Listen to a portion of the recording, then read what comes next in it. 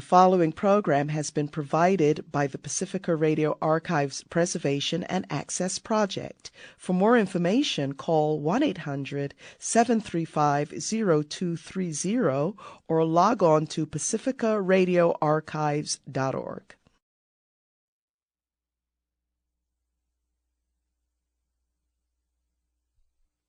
For 6 years, from 1960 to 1966, Kарлоса Kастанеды served as an apprentice to a Yaqui Indian brujo, or sorcerer, named Don Juan. During those years, Mr. Castaneda was a graduate student in anthropology at the University of California at Los Angeles. His experiences with Don Juan led him into a strange world of shamanistic lore, psychedelic experience, and adventures in what Mr. Castaneda calls states of non-ordinary reality, some of which were frightening in the extreme, and all of which are fascinating in the extreme. His experiences with Don Juan are recounted in a book which has been published this year by the University of California Press, called The Teachings of Don Juan, A Yaqui Way of Knowledge. Mr. Castaneda is with us here at KPFA today, and has agreed to discuss the book and his experiences with Don Juan. Let me begin by asking you how you managed to meet this remarkable personality, Don Juan, and can you give us some idea of what sort of a person he is? I met Don Juan in a rather fortuitous manner. I was doing at the time, in 1960, I was collecting ethnographic data on the use of medicinal plants among the Arizona Indians. And a friend of mine, who was my guide on that enterprise, knew about Don Juan. He knew that Don Juan was a very learned man in the use of plants, and he intended to introduce me to him, but we never got around to do that. One day, when I was about to return to Los Angeles, we happened to see him at a bus station. And my friend went and talked to him, and then he introduced me to the man, and I began to tell him that my interest was plants, and that especially about peyote, because somebody had told me that this old man was very learned in the use of peyote. And we talked for about 15 minutes while he was waiting for his bus, or rather I did all the talking. And he didn't say anything at all. He kept on staring at me from time to time. And that made me very uncomfortable, because I didn't know anything about peyote, and he seemed to have seen through me. After about 15 minutes, he got up and said that perhaps I could come to his house sometime where we could talk with more ease, and he just left. And I thought that the attempt to meet him was a failure, because I didn't get anything out of him. And my friend thought that it was very common to get a reaction like that from the old man, because he was very eccentric. But I returned again, or perhaps a month later, and I began to search for him. I didn't know where he lived, but I found out later where his house was, and I came to see him. At first, I approached him as a friend. I like, for some reason, I liked the way he looked at me at the bus depot. There was something very peculiar about the way he stares at people, and he doesn't stare. Usually, he doesn't look at anybody straight in the eye, but sometimes he does that, and it's very remarkable. And it was more that stare which made me go to see him than my interest in anthropological work. So I came various times, and we developed a sort of friendship. He has a great sense of humor, and that eased the things up. About how old a man was he when you met him? Oh, he was in his late 60s, around 69 or something. Now, you identify him in the book as a brujo. Can you give us some idea of what this means, and to what extent Don Juan is connected, if at all, with some sort of an ethnic background, a tribal background, or is he pretty much of a lone wolf? The word brujo is the Spanish acception, and it could be translated in various ways. In English, could render as sorcerer or witch, medicine man, or herbalist or curer. And of course, the technical word shaman. Don Juan does not relate or does not define himself in any of those ways. He thinks of himself that perhaps he is a man of knowledge. That's the term he uses, a man of knowledge. A man of knowledge. Or one who knows.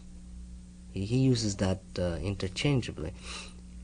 And as far as his tribal allegiances, I think Don Juan is very much, I think his emotional ties are with the Yaquis of Sonora, since his father was a Yaqui from one of the towns in Sonora, one of the Yaqui towns. But his mother was from Arizona.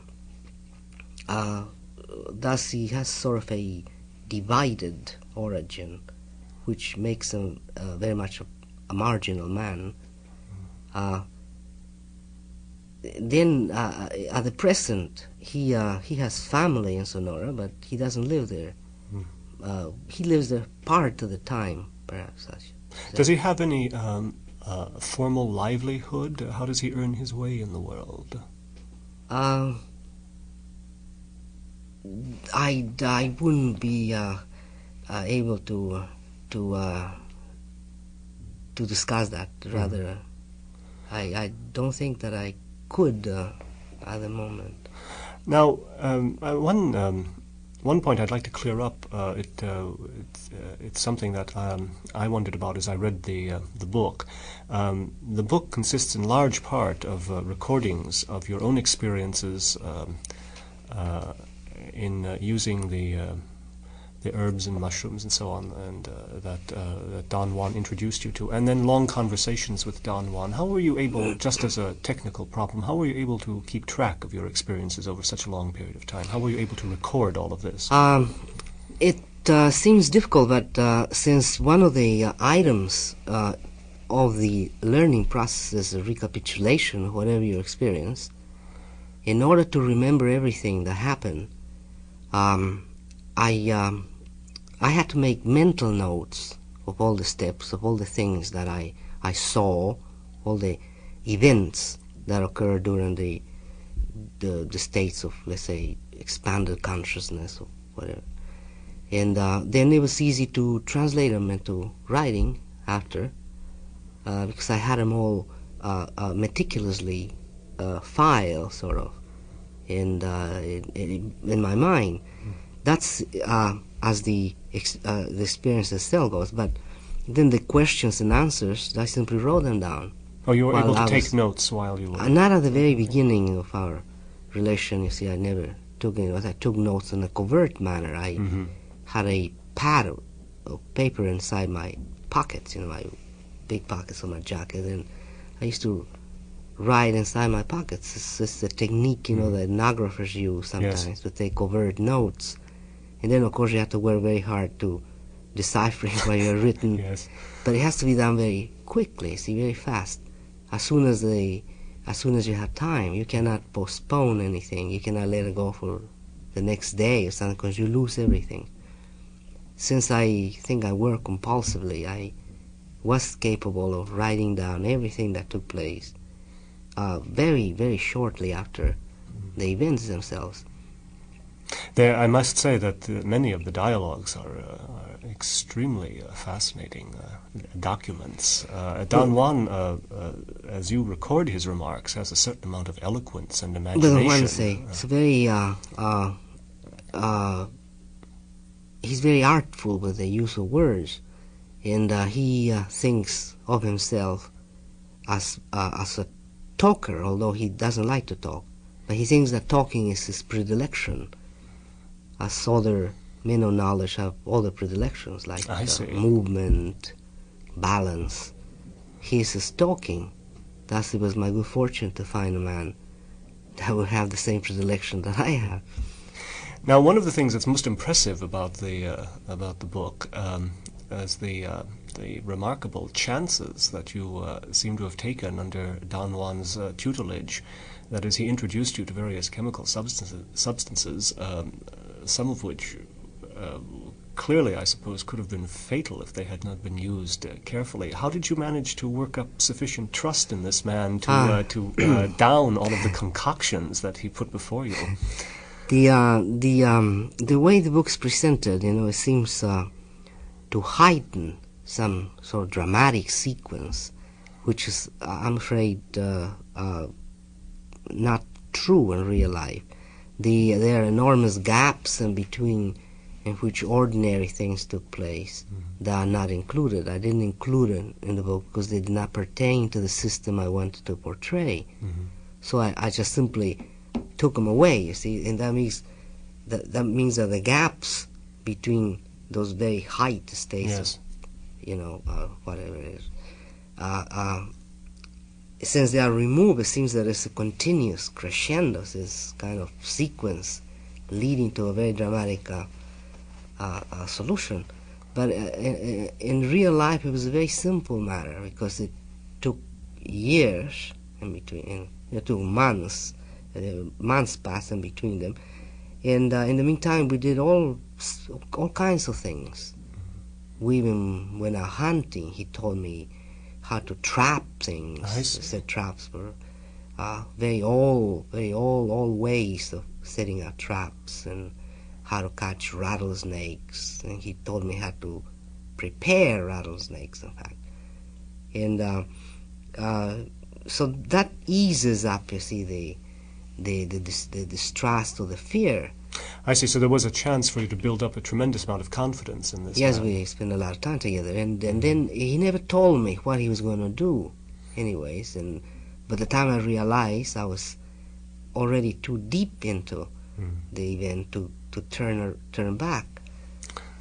Now, the heart of the book, at least as far as my reading was concerned, certainly the most fascinating part of the book, has to do with your experiences with what you term non-ordinary reality. And many of these experiences, as you recount them, have a great deal of cogency to them. That is, they are experiences that seem to come very close to demonstrating the validity of practices like divination. And then on the other hand, you have experiences that at the time seem to have been tremendously vivid experiences of flight and of being transformed into various animal forms.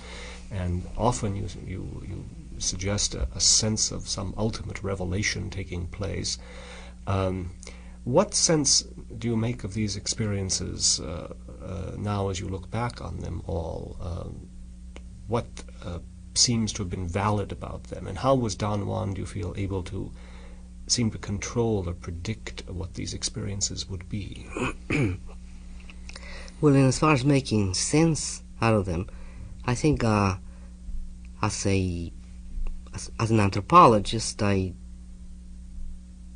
could, the way I have done it, I could use them as grounds for set up let's say, a problem in anthropology. But that doesn't mean that I understand them or use them in any way. I could just employ them to construct a system, perhaps. But if I would view them from the point of view of a non-European man, maybe a shaman or perhaps a yaqui, I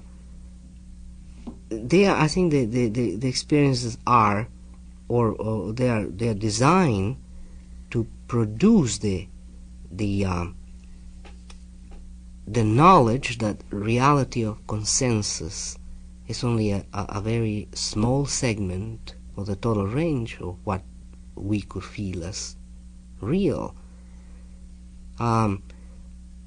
If we could learn to code reality or stimuli the way a shaman does, perhaps we could elongate our range of what we call real. What do you mean by that? How does a shaman like Don Juan code stimuli? For instance, in the idea that a man could actually turn into a cricket or a mountain lion or a bird is, to me, my personal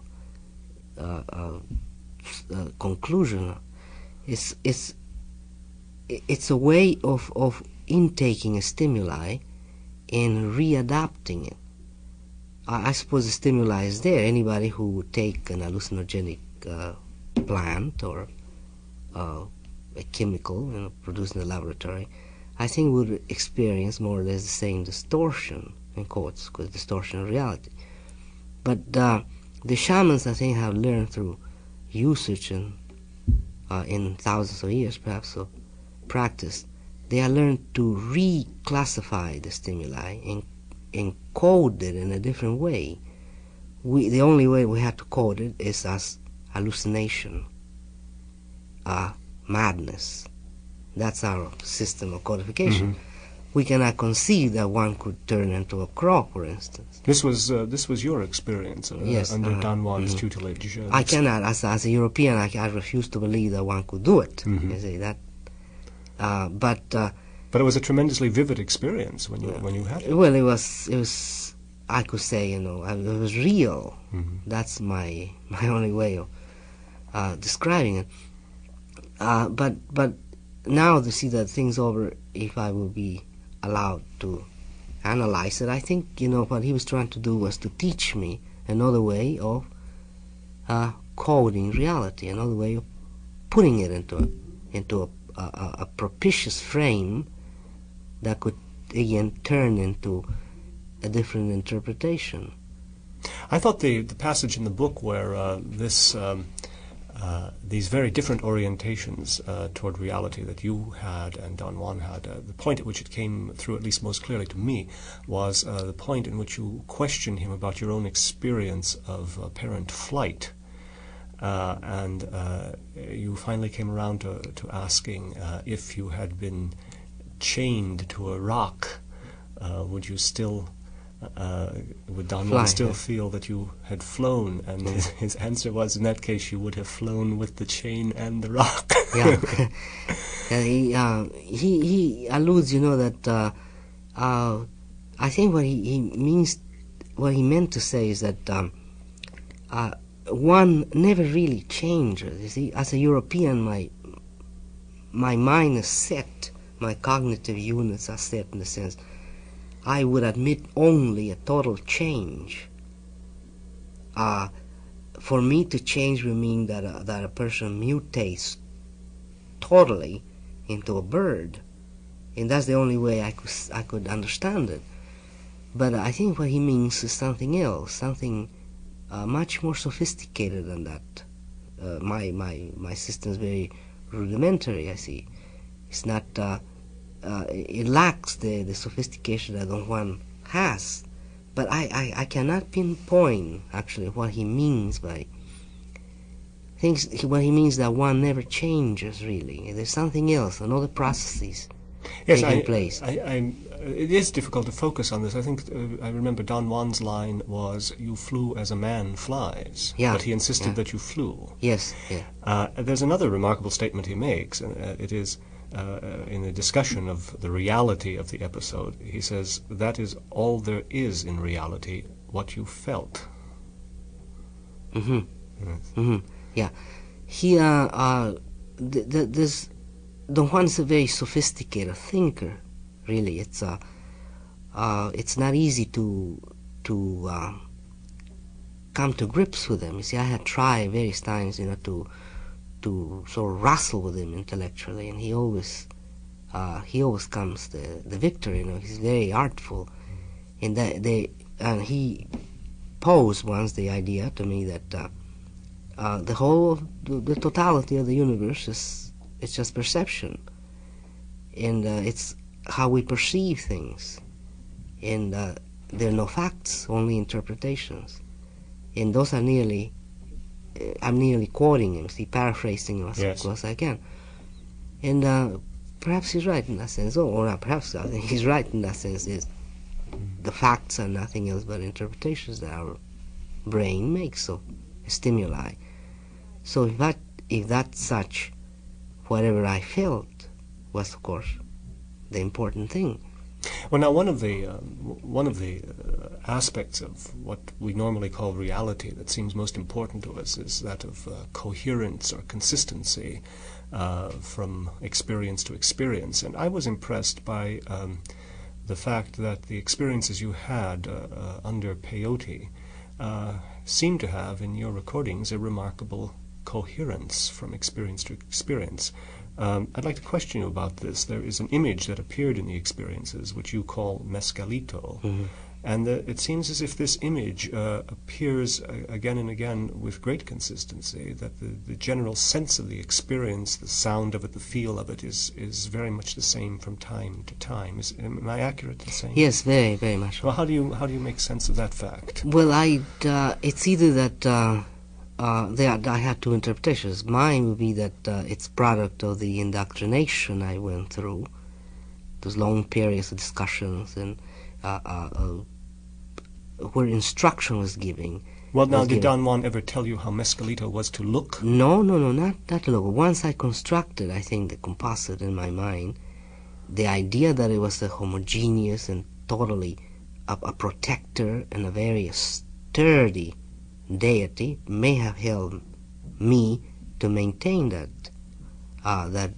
mental composite, or perhaps the deity exists outside of ourselves, as he says,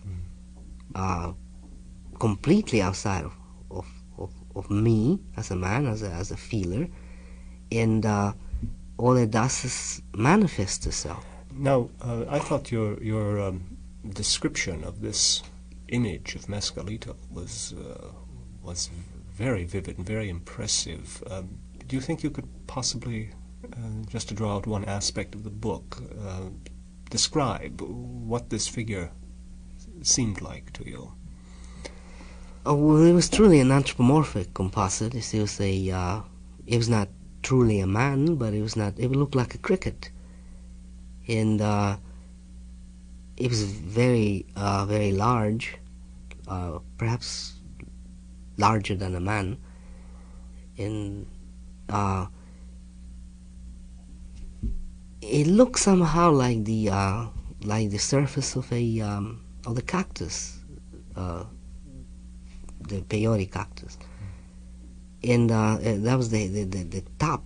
It looked like a pointed head, but it had human features in the sense of eyes and a face. Yes. But it was not quite human either. It was something different about it. And the movements, of course, were quite extraordinary because they hopped.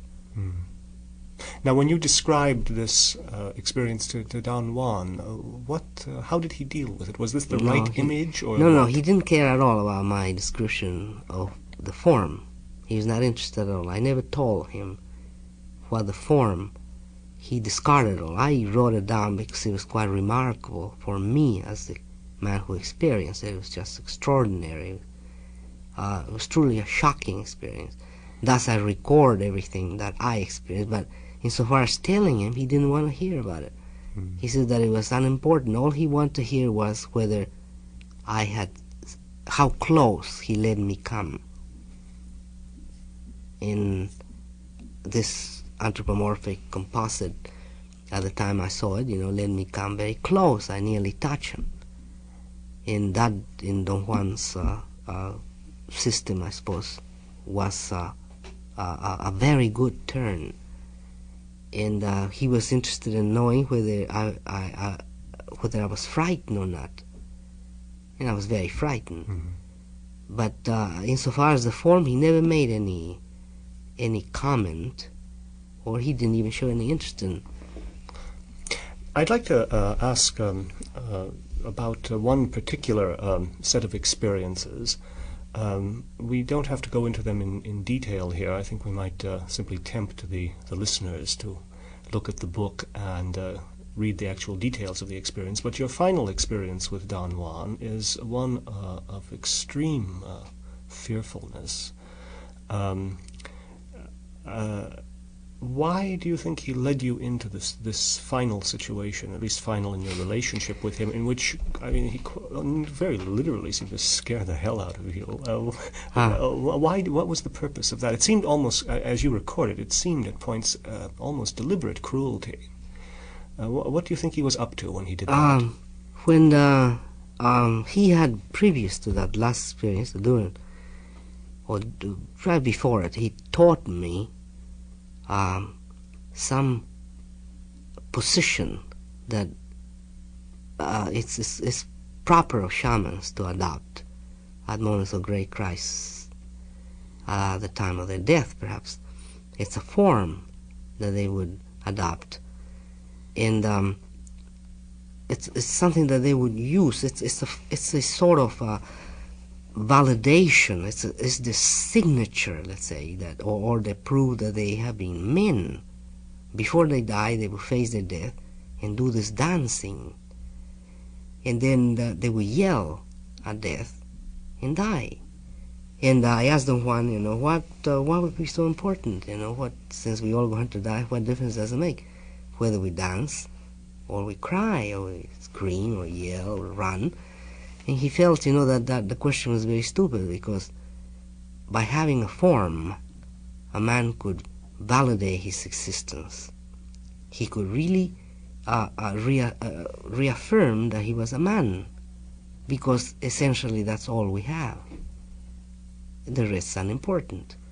At that very last moment, you see, the only thing that a man could do was to reassert that he was a man. So he taught me this form, and in the course of the event, this very frightening set of circumstances or actions, I was forced nearly to exercise this form and use it, and brought a great amount of vigor to me. And the event ended up there. Successfully, in quotes, I was successful in perhaps staying away from death or something like. Or the next day, the next night, he took me into the bushes, and what I was going to do was he was going to teach me how to perfect this form until it was neat. And in the course of teaching me, I found myself alone, and that's when this horrendous fear attacked me, really. And I think what he had in mind was for me to use this form, this position, this posture that he had taught me. And he deliberately scared me, I suppose, in order for me to test that. I see. And that was my failure, of course, because I really succumbed to fear. Instead of standing and facing my death as I was supposed to, as a let's say apprentice of this way of knowledge, I became a thorough European man, and I succumbed to fear. How did things actually end then between you and Don Juan?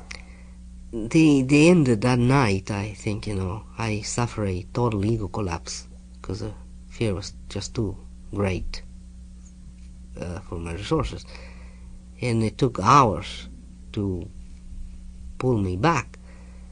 And it seems that we came to an impasse. We had never talked ever again about his knowledge. That's almost 3 years ago, over 3 years ago. You feel then he had finally led you up to an experience that was beyond your capacity to grapple with. I think so. I think I exhausted my resources. I see. And I couldn't go beyond that, and it's coherent with the American Indian idea that knowledge is power. See, you cannot play around with it. And every new step, say, is a trial, and you have to prove that you're capable of going beyond that.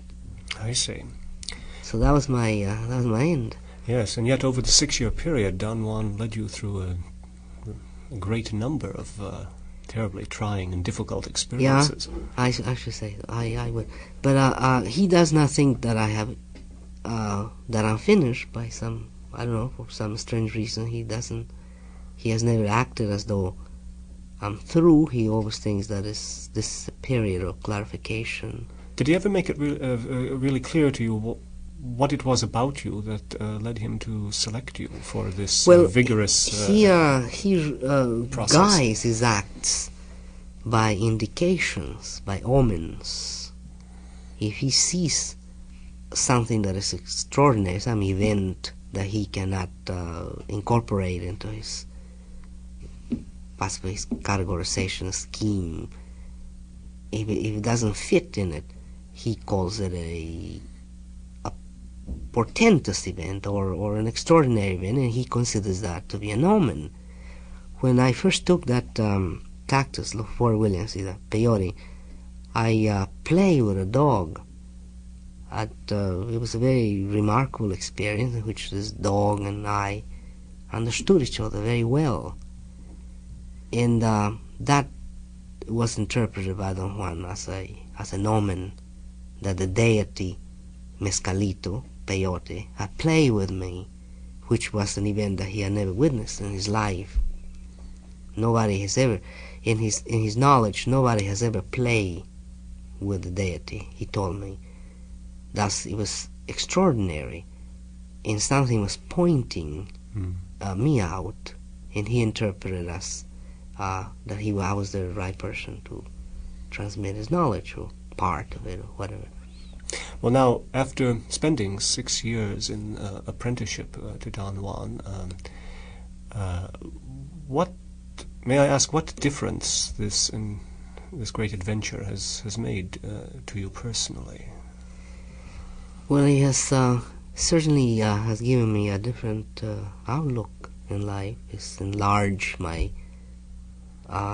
sense of how important today is, I suppose. I think, I have, I'm the product of my socialization. Like any other person of the Western world, I have lived very much for tomorrow all my life. I sort of saved myself up for another great future, something of that order. And it's only, it was only with the terrible impact of Don Juan's teachings that I came to realize how important it is to be here now. And it renders the idea of entering into states, to what I call of non-ordinary reality, instead of disrupting the states of ordinary reality, they render them very meaningful. I didn't suffer any disruption or any disillusion with what goes on today. I don't think it's a farce. While I could say that I would have tended to think that it was a farce before, I thought that I was disillusioned, and I was an artist. So I did some work in art, and I felt, that something was missing with my time. Something was wrong.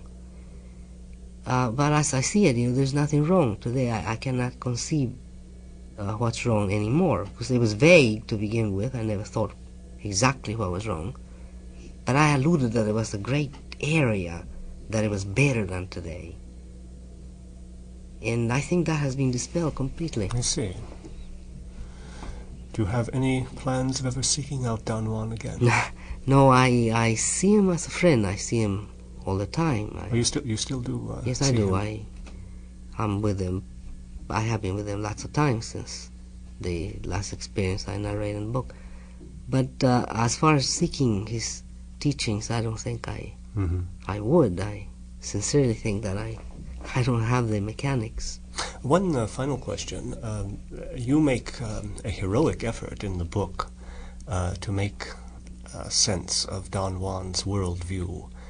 Do you have any idea of whether Don Juan took any interest or takes any interest in your worldview, the one you're calling that of a European man?